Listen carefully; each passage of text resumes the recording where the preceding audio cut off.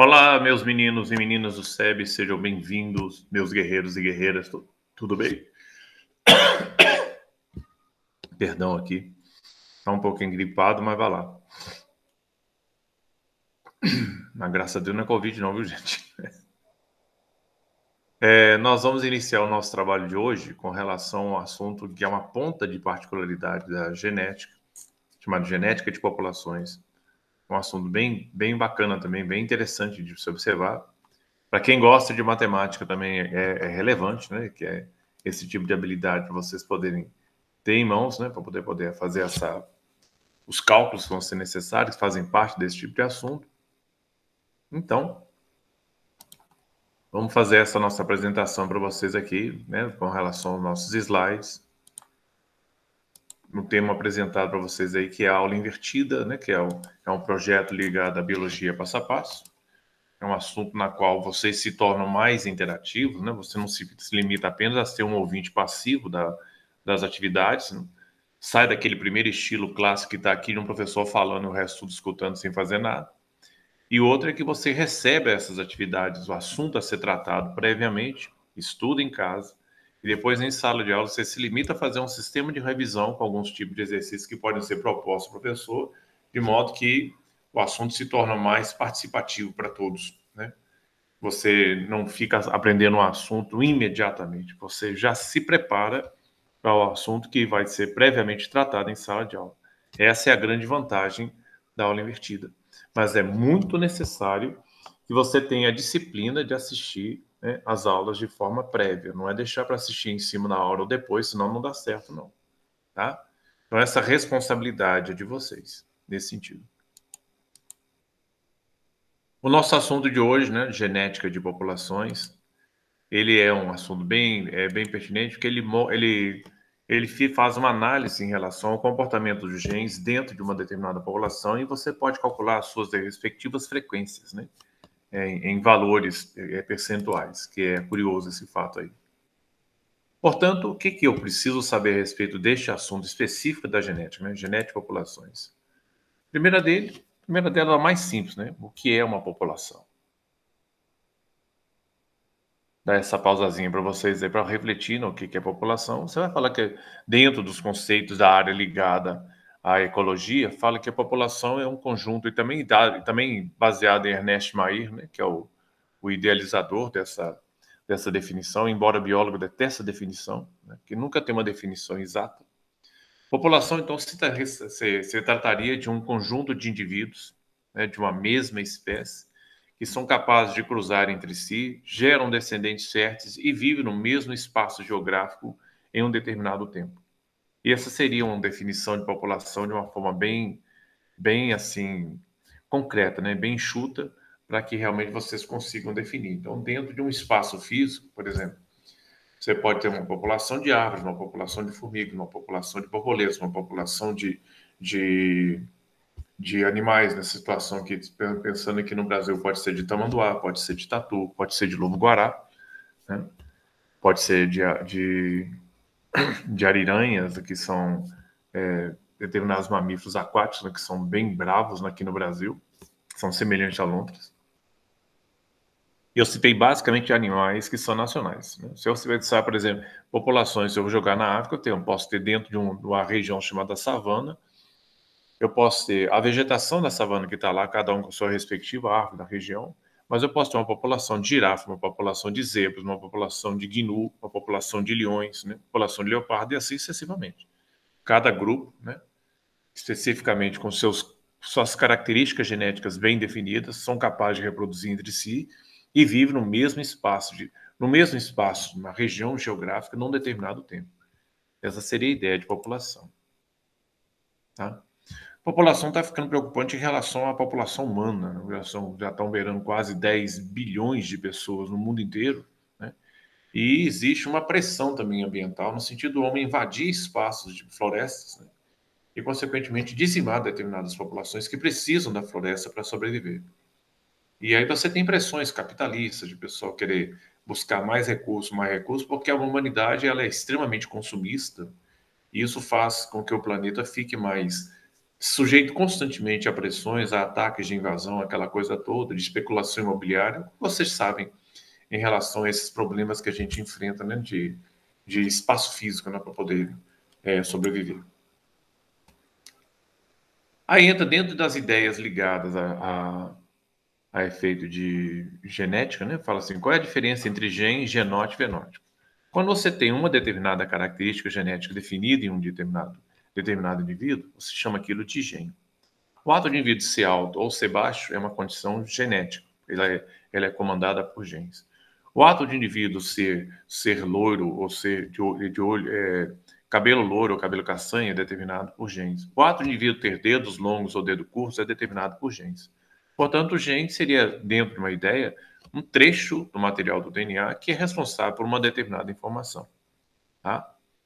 Genótipo, você tem dois planos de você observar genótipo. Não é só você pegar a palavra e você já está dentro da ideia. É você ler de trás para frente. Genótipos. Então você vai ler aqui, ó, tipos de genes. Os tipos de genes que compõem uma determinada espécie é o que a gente chama de genótipo no seu conjunto.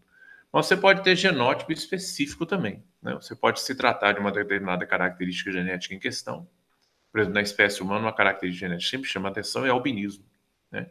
A incapacidade do indivíduo de produzir melanina na pele, então ele se nasce totalmente branco, até os cílios do indivíduo é branco.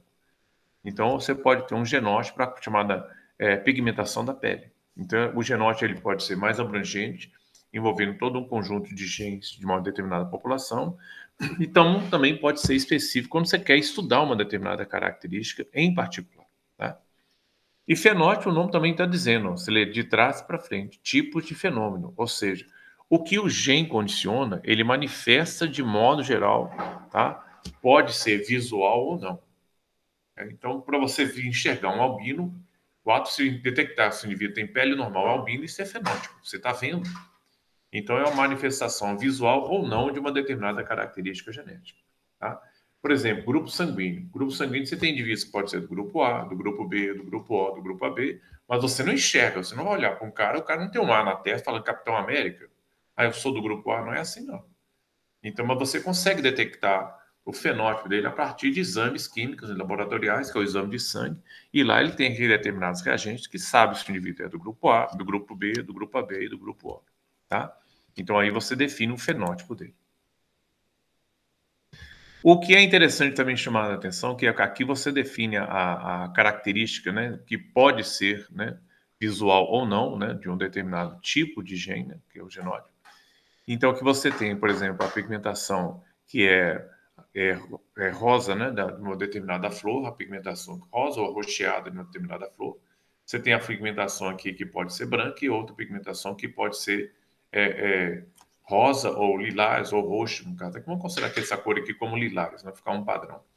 Repare que aqui existe uma disposição dos genes. Aqui é o fenômeno, é o que eu vejo. Aqui é o genótipo. Então, eu tenho a visualização, né, esquemática de um gene. Então, tem o gene azão, ele determina a cor que é lilás. Tá? E o gene azinho determina a cor que é branca. Como as combinações são parte paterna e parte materna, o que eu tenho é isso aqui, ó. Quando o indivíduo for azão, ele vai definir a flor que é lilás. Se ele for azinho, vai definir a cor que é branca. Repara que genes iguais não expressa informação de quem domina e quem é recessivo, tá? Que é a nossa próxima característica aqui. E aqui, então, você tem, quando eu misturo genes, né? Por exemplo, eu misturo o azão com o azinho, que aqui, esse aqui é portador da cor lilás, esse aqui é portador da cor branca, tá?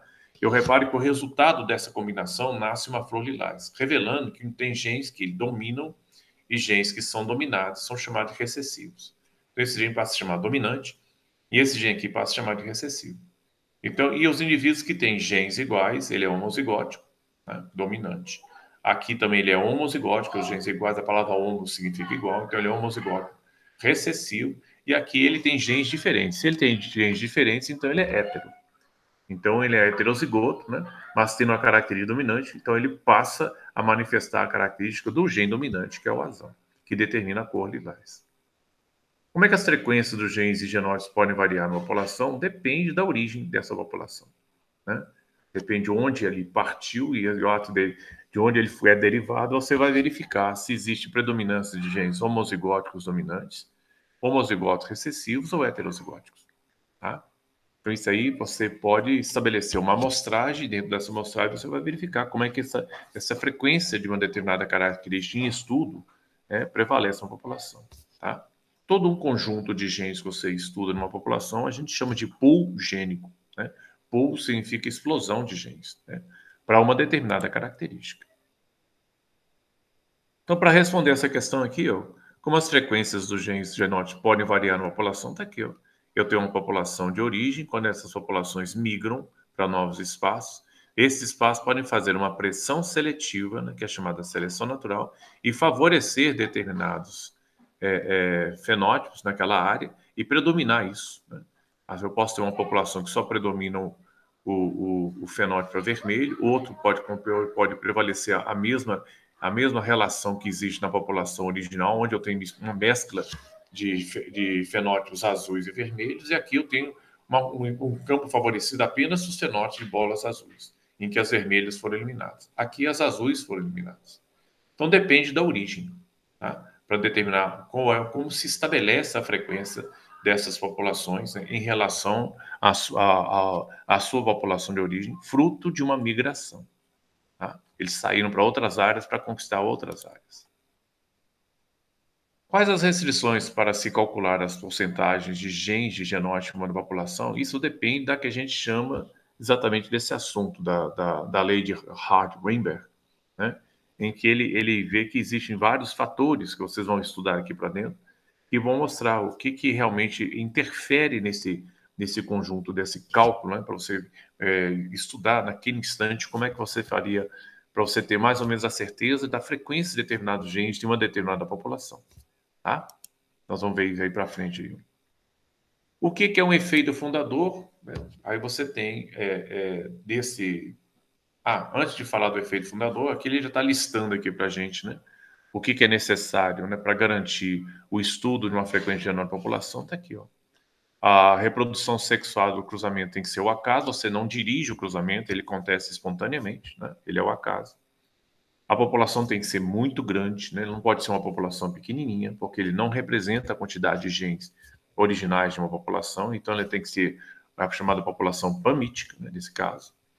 Ausência de migrações e imigrações sem fluxo gene de população, essa é a parte engraçada, a população ela tem que ser blindada.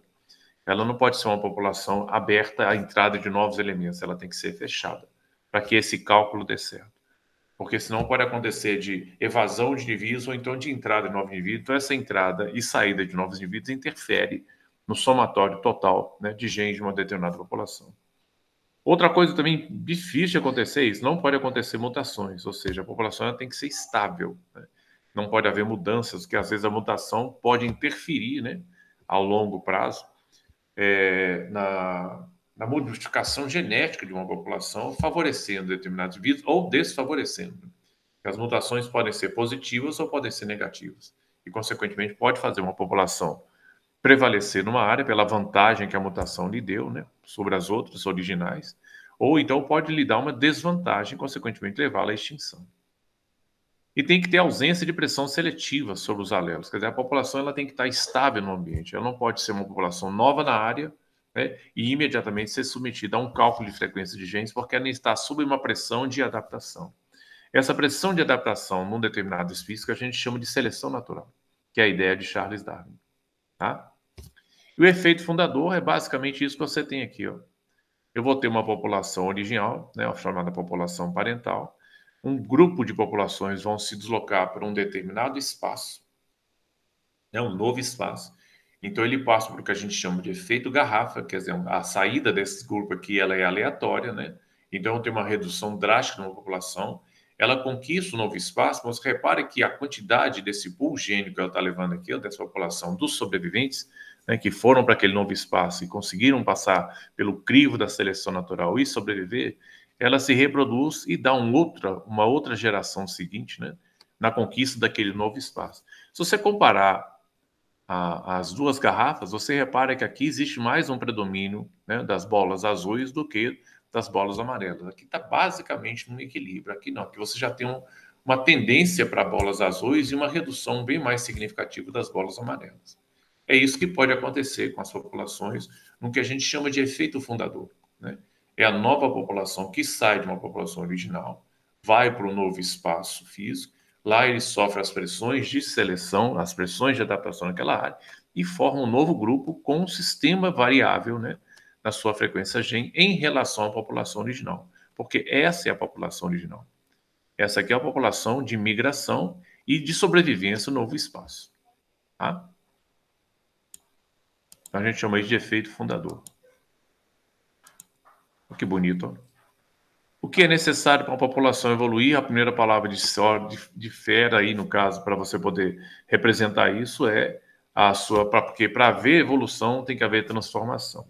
Para haver transformação tem que haver mutação. Tá? Então, agora tem uma coisa, não significa dizer que toda vez que acontece uma mutação, ela é favorável. Ela pode ser uma mutação desastrosa e levar a espécie à extinção. Agora, quando a mutação é positiva, ela pode fazer com que a espécie ganhe vantagem naquela área, né, sobreponha sobre as espécies originais que estão ali e passe a ser dominante. Isso é colocar uma população em evolução, melhor adaptada naquele espaço físico. Então, a palavra mestra aqui é uma mutação que seja de ordem positiva. Tá? Porque se for de ordem negativa, pode colocar a população sob ameaça de não sobreviver naquela área e entrar em extinção. Então, o que é interessante na espécie humana, né, que apesar de todos serem humanos, mas cada um com a sua particularidade, né, cada um com as suas características de face, característica de pele, característica de cabelo, estatura. Isso é interessante, que é a chamada variação gênica dentro de uma mesma espécie, que a gente chama de pool gênico. Né? Portanto, a espécie deverá apresentar uma diversidade, né, que a gente chama de diversidade genética, sobre a qual irão atuar os agentes evolutivos, para ver quem é que está adaptado ou não naquele determinado ambiente. Porque a Terra nunca foi um planeta bonzinho. Na realidade, a Terra é um planeta bem sacana. Se você não estiver apto a sobreviver, você morre. Né? Porque você sempre tem pressões em todos os lados que ameaçam a sua sobrevivência no planeta. Por mais bonito que ele seja, mas a palavra de ordem ele é assim: se você não estiver adaptado, você morre. Tá? Então, quais seriam então esses agentes evolutivos apontados no outro slide? Você repare que tem uma coisa interessante, é que a natureza não gosta de híbrido. A natureza não gosta muito de mistura, não. Principalmente pela própria seleção natural. Repare que numa área eu tenho vários elementos, né, que são diferentes na sua condição genotípica, eu tenho manifestação de cores, né, diferentes numa determinada área, que é um novo espaço. Depois ele foi submetido a uma pressão de seleção que eliminou as cores mais claras e ficou com a cor mais escura. E esse material aqui, uma vez bem sucedido naquela área, ele entra na parte de uma reprodução que o garante, né, a manutenção dessa espécie, apesar de ter havido uma redução enorme da condição de vários tipos de genótipos naquela área, ou vários tipos de fenótipos, e aí ficou uma população basicamente homogênea, né, com a predominância de cores escuras nessa região. Isso é o que a gente chama de pressão dos agentes evolutivos no sucesso de uma população numa determinada área. Então, repare que a resistência num ambiente novo, né, eu tenho de baixa resistência para os elementos que são mais claros e de alta resistência para os elementos que são mais escuros. Então, tudo isso aí é somado. Então, aqui é uma das questões mais solicitadas no vestibular. Né? Quais são, então, esses agentes evolutivos? Eu tenho a chamada deriva genética, ou seja, de onde aquela população veio, né? É um pacote de genes que ela recebe para ter sucesso na área em que ela está sobrevivendo. A forma de como esse gene também se distribui na população, como é que ele se relaciona entre si, o que a gente chama de fluxo gênico, a capacidade reprodutiva entre eles, né, se é mantida. Tem a capacidade também de efeito da transmissão, né, do volume de células germinativas que são formadas nessa população, é a chamada unidade meiótica, porque é pela meiose, que é um tipo de divisão celular, que leva à formação de células germinativas reprodutivas, né, ou reprodutivas, como no caso dos animais é espermatozoide e óvulo, como no caso dos vegetais são grão de pólen e óvulo, ou pode ser anterozoides e ocera, dependendo do tipo de vegetal em questão. Aqui eu tenho a grande primazia, né, de efeito que vai provocar uma modificação significativa dessa população, que é a mutação, né, que é o grande fator de ação que leva à modificação bem expressiva de uma determinada espécie, podendo até gerar uma nova espécie. E, finalmente, a pressão que ela vai sofrer na área para tentar estar bem adaptada, é chamada seleção natural, proposta por Darwin. Tá? Portanto, a seleção natural é o centro deles, pois é o único direcionado na forma que resulta uma conformidade entre os organismos e o ambiente. Essa é a parte bem bacana que tem dessa seleção natural, que é falar assim, a seleção do mais apto. Ele não quer saber se ele é mais bonito, mais fofinho, mais inteligente. Ele quer saber se ele está apto àquela área. Porque antigamente houve até um desvio de informações a respeito de seleção. Falar, a seleção natural é a luta do mais forte e do mais capaz. Não é, não, meu filho. A seleção mais natural não tem nada a ver com força e com inteligência. Tem a ver com adaptação. Então, se a pessoa ficar falando, mas você vê que o planeta pertence àqueles que são mais fortes, que são mais ágeis, falo, depende. Você tem um molusco, né? Você tem uma lesma até hoje no planeta, que ele é mais antigo. Os dinossauros está aí até hoje. E lesma, eu nunca vi lesma levantar halteres, sabe? Pegar peso, sair correndo com uma bala, não sei, em desenho animado, né? Do efeito disso. Mas ele desliza em cima da sua gosma, vai ali tranquilo, vive numa área onde é detritível e está aí até hoje, meu filho. E é mais antigo que os dinossauros, né? Que são colocados aí. Então ele contraria esse princípio, né, que as pessoas têm a mania de falar assim, não, mas quem são os mais fortes e os mais inteligentes é que são os dominantes do planeta, nem sempre, tá? Em vias de pressão de seleção natural, não. Ele seleciona aquele que está mais apto. É a mesma coisa que esse vírus da Covid está fazendo em relação à população humana. Ele está selecionando os indivíduos que são mais aptos. Querendo ou não, na dor, né, que a gente tem dessa situação, ele está selecionando os sistemas imunológicos que são mais eficientes. Quem tem um sistema imunológico mais comprometido, morre, né, que é o fator dele. Daí a importância da vacina, porque você deixar se expor a um vírus para saber se seu sistema imunológico é bom ou não, isso é loucura. Se eu posso ter mecanismos que me defendem contra um ataque que pode ser mortal para mim, como o caso que a vacina pode fazer para mim, porque a vacina não vai deixar você de adoecer, mas quando você pegar uma doença, você não pega ela não na forma grave, você pode pegar na forma leve e moderada, né? Que é um macete que acontece aí. Então, olha que legal como é que você fica dentro de uma população de raças, né? Propostas aqui. A soma de todos os pares de alelos encontrados em uma determinada população, todos os pares de alelos, porque você pensa uma população diversificada, é a população canina, né? Isso é chamado de pool gênico, né? Uma explosão de genes.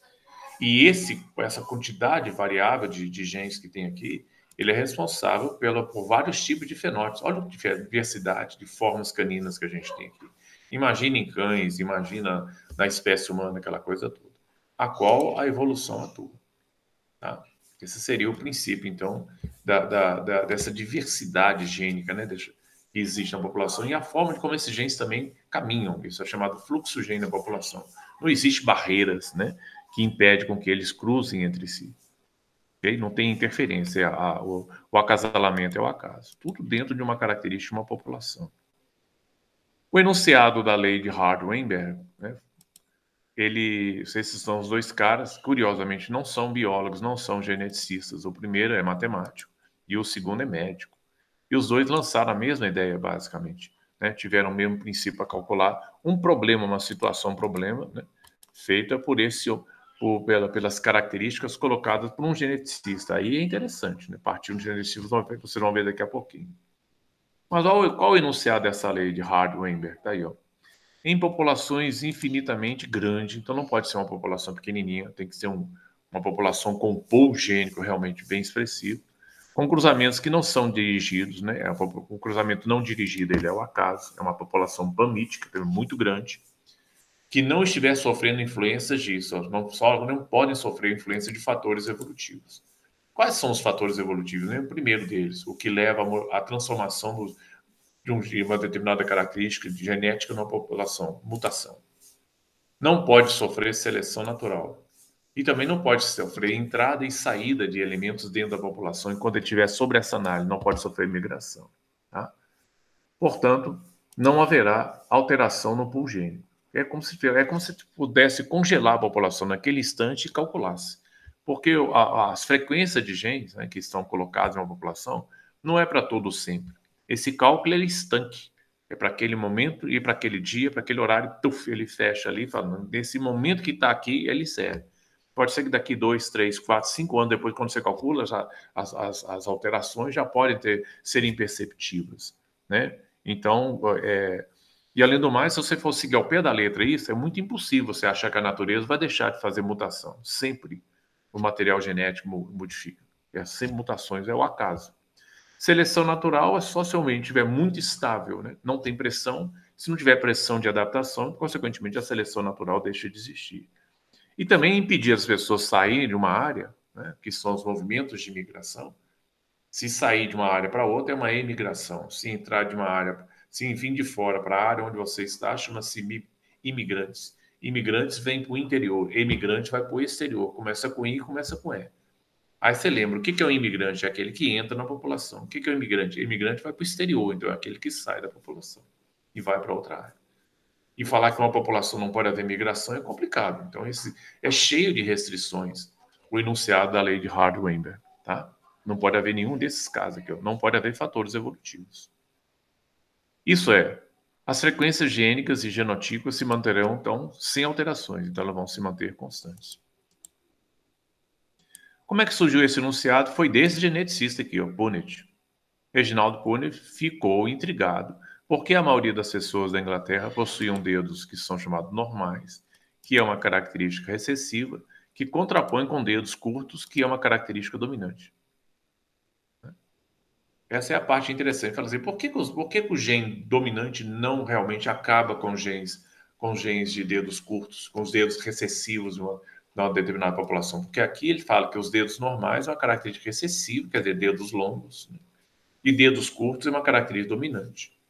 Né? O que significa dizer isso? Se você casar vamos dizer, com um homem de dedo curto, seus filhos vão nascer de dedo curto, que ele é uma característica dominante.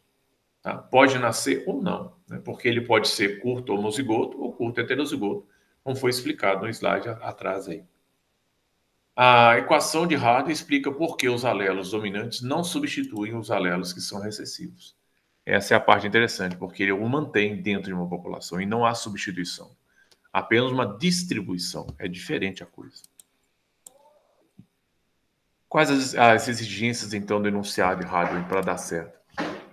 Primeira exigência é essa aí, ó. Os cruzamentos devem acontecer sem nenhuma interferência. Então, ele é aleatório, né? Ou então ao acaso. Segundo caso interessante dele, ó, é que o volume de indivíduos dentro de uma população não pode ser pequenininho, né? Você tem que ser uma quantidade de indivíduos expressivamente grande, né? Então, você tem o tamanho de uma população deve ser grande. O resultado não bate para populações que são pequenas, tá? Outra parte interessante, ó, não pode ocorrer as chamadas migrações, quer dizer, não pode haver movimentação de entrada e saída de indivíduos. Quando você fala migração, trata-se de entrada e saída. Aí você pode especificar. Quando é movimento de entrada, é imigração. Quando é movimento de saída, é emigração. É só você lembrar I e E. I vem para o interior da população, E vai para o exterior da população. São as populações que são consideradas diferentes, tá? Porque entre populações que são consideradas diferentes, você mistura os genes, você pode alterar esse tipo de frequência genética e, consequentemente, interferir no horário. O efeito da mutação, se acontecer, é tão pequeno ou desprezível que não altera, né? Às vezes a mutação, ela acontece um caso, mas ela é tão pequenininha que na distribuição do tamanho gigantesco da população, ela não vai causar mal nenhum. Então, basicamente, a mutação é zero, tá? Então, ela é desprezível. O outro elemento que acontece também importante é esse aqui, ó. É a seleção natural. Não afeta os alelos que estão sendo considerados. Quer dizer, a população está bem estável no ambiente onde ela está adaptada. Então, repare que a força da seleção natural está ligada à palavra adaptação. Se ele está apto a sobreviver naquela localidade, bateu o efeito direitinho, então a seleção natural zera, né? Porque ele está bem adaptado a determinada região. Então, aqui a gente encerra o nosso bloco 1, tá? Do que foi estabelecido. Daqui a pouquinho eu volto para a gente falar no bloco 2 da continuidade, que é basicamente agora a parte matemática. A gente vai calcular a frequência matemática da expressividade de determinados genes numa determinada característica, com uma característica sendo pontuada, né?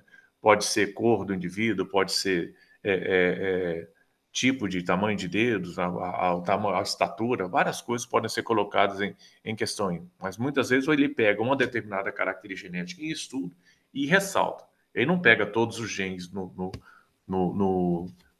conjunto. Ele pega uma característica particular e faz o cálculo em cima dela, para aquele instante. Tá? Então, daqui a pouquinho, fechar aqui, daqui a pouquinho a gente volta para dar continuidade em relação a este assunto. Valeu? Então, muito obrigado pela participação de vocês. Estudem direitinho, prestem atenção e façam os exercícios que estão colocados aí. Tem muito exercício de cálculo aí para vocês. Obrigado pela atenção de vocês. Se cuidem e daqui a pouquinho eu volto.